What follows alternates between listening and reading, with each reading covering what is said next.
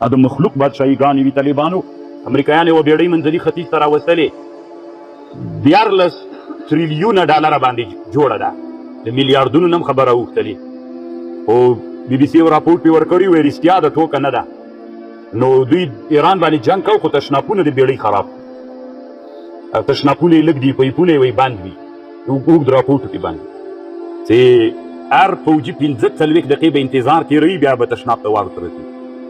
نو دې جنجال رامنځته کړی. 14 تریلیونه ډالره یو بیړۍ باندې لګېدلي، بیا هم طالبانو. یو د الله نظام ده چې نه بندېږي، روان ده.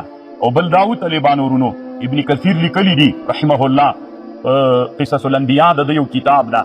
قصص الانبیاء دنیا کې ډیر دي طالبانو، خو د ده ځکه معتمد ده، یو دوی محدث ده او ناقد ده.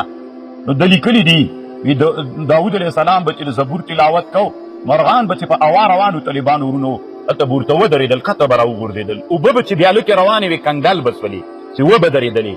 داسې هغه ښځو کې چې د ایاس مرتبې ته به رسېدلې وې، یعنې معنا دې به حیز نه ورتله، کله چې حیز بند شي طالبانو ورونه شهوت تقریبا ختم غوندې شي، نو هغې ښځو کې به بېرته د حیز مرض بېرته را پیدا شو. دومره به خوند پکې و د زبور په تلاوت حضرت داود علیه السلام کې. طالبانو د حضرت داود علیه السلام نه مخکې زغرې چې وې، د هغه ټوله د سیوه تخته به وله، داسې زغره وه، نو تګ و او کېناستلو ډېر پکې سخت و. حضرت داود علیه السلام له کړې د هغه زغرې داسې جوړې کړلې، کړۍ کړلې، لاس پکې تاوېده، غاړه پکې تاوېده، مولا پکې تاوېدله، داسې زغرې وې چې طالبانو ناسته ولاړه ټوله پکې کېدله. داسې که یو قسم ویډیوګانې دي چې لیدلې مو وي دا که نه، یو چا زغره اغوستلې د وړې وړې کړۍ پکې دي، بیخي داسې خوندوره ده. دا پیدا کړه ویې ګورئ، داسې به مشاهده کړي درته. روح المعانی دلته بحث کړی، مخکې زغرې چې وې دا داسې صفحې وې، یوه به وه ټوله. نو بیا د کړۍ چې کړلې دا د ده کار و، د حضرت داود علیه السلام. طالبانو ورونو تاسې په دې فکر وکړئ، حضرت داود علیه السلام یو ورځ راووت. طالبانو ورونو تاسې په دې فکر وکئ، ګورئ یو داود علیه السلام خبر واورئ. داود علیه السلام چې و هغه به داسې چل وسو. داود علیه السلام هغه ته راغی څه ورته وایي دی، یو ورځ راووته، چونکې د ده خو حکومت و، راووته چې ګوري خلکو نه پوښتنې کولې چې د داود علیه السلام باچایي څنګه. یو ملک الله ورته راولېږله د سړي په شکل باندې، دلته روح المعانی وایي پوښتنې ترې وکړله چې داود علیه السلام باچایي څنګه دی. نوره خو یې ډېره ښه باچایي ده، خو دا یو کار ده چې د بیت المال نه خوراک کوي، کاشکې خپله ګټلی او بیا یې خوړلی. طالبانو ورونو چا چې عیب درته وویل ته بد په ځان مه لګوه چې عیب درکړي، ته خوشحاله سه چې الله دې طالبانو ورونو ورته د زغرو کار شروع کړو، زغرې به یې جوړولې. دلته طالبانو یو حدیث نقل کړی ده، بیا به یې دا زغره چې خرڅه کړله، بیا به یې 6,000 روپۍ باندې خرڅوله، 2,000 به د ده سولې او د اهل یې، 4,000 به یې طالبانو بیا بني اسرائیلو ته ورکولې، ځکه هغه د ده امتیان ول، هغوی به بیا مصرفولې. نو طالبانو ورونو که تاسې فکر وکئ، په افغانستان کې د مکتب او د پوهنتون پارک هم تقریبا دا عادت دی، هلته چې سړی درس وایي خرچه کوي، مدرسه کې طالب ده ته به ته خرچه ورکوي. راځئ طالبانو له دې هغه نه ووځئ، دا فکر هم په ځان کې پیدا کوي چې موږ کار وکړو، هېڅ عار نه ده که نه. هلته د په تعلیمي جي کې چې خرچه خپله د ځان نه کوي، لږ حکومتي پوهنتونونه وي چې هغه وخت ورکوي، دا نور ځان ته وي. راځئ موږ تاسې هم همداسې وکړو. طالبانو دا چې بل چا ته مو اړولي وي، موږ به له احتیاج هم وځو، او حکومتونه طالبانو هغه حکومتونه چې موږ هم منځ ته راولو طالبانو ورونو، بیا هم موږ قسمت داسې ده پکې چې څوک مو پوښتنه نه کوي که نه. ټول افغانستان کې همداسې وي، نه کېدلی شي طالبانو نه مو پوښتنه څوک کوي. نو ښه خبر دا ده چې په اسلامي امت کې د فکریه طالبانو بدله شي. دا نو څه عار ده چې یو سړی دوکانداري هم کوي، یو سړی تجارت هم کوي، مزدوري هم کوي.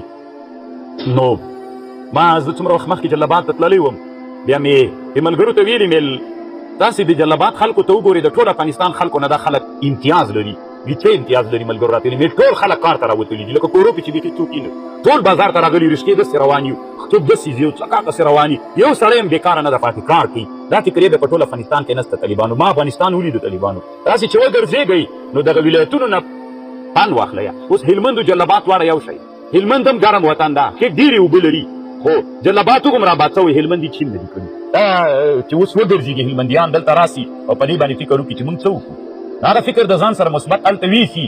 د زراعتو د آبادۍ کې هماغسې نهرونه شته، د هماغسې کار سره هغسې آبادۍ د هلمند نشته طالبان لکه د جلبات. او که ته وایې چې جنګ و نو جنګ خو ټول افغانستان کې و طالبانو ورونو، صحیح ده، د آخر وخت کې به هلمند کې ډېر و، خو جلبات هغه د نن 50 شپېته کاله مخکې طالبانو هلته کانال جوړ شوی هغې باندې ډېر کار شوی ده نو فکرونه تبادله وکړئ طالبانو چې ګرد دی هغه فکر چې تا په ولایت کې نه و د بل ولایت ته راوړ خو دلته خلک ویده دي طالبانو ورونو که نه چې راویښ شي بیا خو پوهېږي څومره لوی سړی مې پرون درته یاد کړه غزنویانو ته نه ده معلوم قبر یې نه پېژني د نه د اسلامي امت لوی فاتح دوی نه پېژني قبر یې چېرته ده دوی په خپل ولایت کې نه ده معلوم طالبانو ورونو دا د سلیمان علیه السلام تیاره تې وه دې به دومره ډېر مزل کو د یوې میاشتې مزل به یې له سهار نه تر غرمې پورې طالبانو د یوې میاشتې مزل کو بیا به له غرمې نه تر غروبه پورې د بلې میاشتې مزل کو داسې تیاره وله طالبانو د ما یوه ګیله دا ده دلته د مفسرینو نه هېڅ مفسرین طالبانو نه معاصر مخکیني خو بیخي له دې چې دا تیاره څنګه وه څنګه الوتله دومره ډېر خلک پکې وو نو داسې لیونۍ خو نه روانه طالبانو خامخا جي پي ایس سیسټم یې درلودو طالبانو چې تاسې ته معلومات وسي تیاره تې پورته تیاره خپل سرکونه لري طالبانو بې لارې نه شي تللی خامخا خپل سرک لري هغې ته به یې وړي کېږي بیا روان دغه چې طالبانو له راداره ورکه سي بیا دومره لویه دنیا کې چې دومره جګه چې بیا بېرته خپل نری سرک ځان ته پیدا کوي پکېني دا ټول علمي سیستمونه دي دا داسې وړه خبر نه ده طالبانو د سلیمان علیه السلام تیاره هم چې د یوې میاشتې مزل به یې کو نو دا خو څه وړه خبر نه وه طالبانو ورونو دا خامخا هغه زمانه کې ته جي پي ایس سیستمونه درلودل او ډېرې نو د سلیمان علیه السلام د بادشاهۍ په اړه باندې ټولو معاصرو تفسیرونو هېڅ هم نه دي ویلي کاشکې راتلونکي کې اسلامي امت کې داسې علما پیدا کړي چې دغه مسله ښه وڅېړي همدا ده طالبانو نو ما یوه خبر کړې وه په دنیا کې اولینی پیلوټ سلیمان علیه السلام نو ډېرو خلکو ما پسې خندلي ول ما ترجمه کې طالبانو ته کړې وله اول خو ملیانو ریشان پسې وهلي وو د ملیانو نه وروسته طالبانو ورونو بیا ملحدینو لکه ملحدین خاصم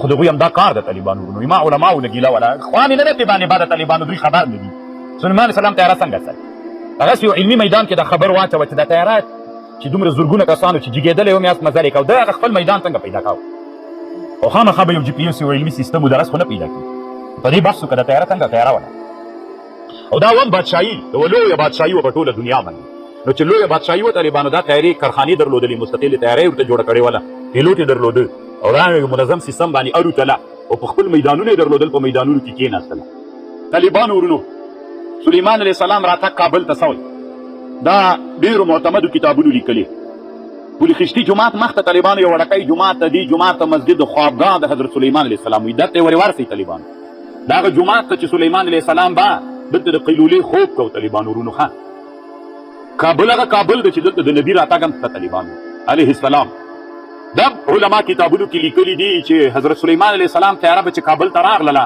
او بیا به یې د قیلولې خوب په کابل کې کو نو دغه جومات هم طالبانو مسجد خوابګاه د سلیمان علیه السلام ورته وایي په همدې مشهور ده والله اعلم وړکی جومات دی پل خشتي جومات د دې محراب مخته ده طالبانو یې ورې وګورئ نو بیا د سلیمان علیه السلام دلته طالبانو یو غار ده اوس د لوګر په حدودو کې راځي غټ غار ده پکتیا سره هم نښتی ده خو دا خو پخوانی کابل د طالبانو ورونو دې ته کوه سلیمان وایي طالبانو د سلیمان غر بعضې علما وایي د لوګر وجه تسمیه هم همدا ده لوی غر د لوګر اصل کې لوی غر دا غر څه ده دا مخامخ څه ښکارېږي طالبانو چې ووتلی دلته په یوه غره هم ګوره واوره نه ده پرته دې باندې زه اوړي کې هم په دې غره واوره پرته وي دا ډېر لوړ غر ده طالبانو ورونو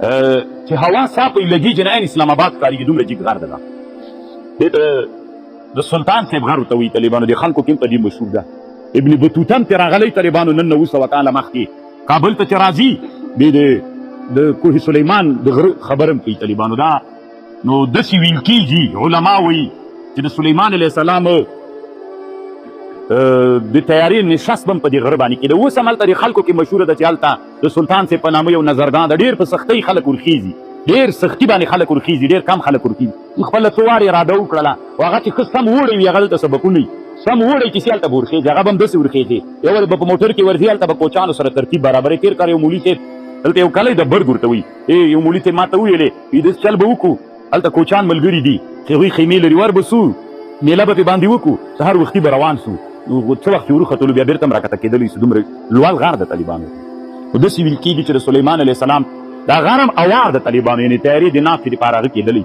چې هغه زمانه کې کوم ترتیب کېده بیا د دغه غره په بیخ کې طالبانو د هغه څه دا څه ورته وایي عینک دا عینک طالبانو دا د همدغه غره لمنه کې پروت ده ما یوه خبر کړې وه اوس هم زه په خپل خبر ولاړ یم طالبانو ورونو خو ما دلته یوه خبر ده طالبانو دلته خلک تقلید کوي زه تحقیق خوښوم کوم کتاب کې لیدلي ولې زه خپل تحقیق کول حق نه لرم ما تاسو ته ویلي ول طالبانو فکر دې ته ویل کېږي دوه علمه سره یو ځای که درېیمه ترې راوباسه.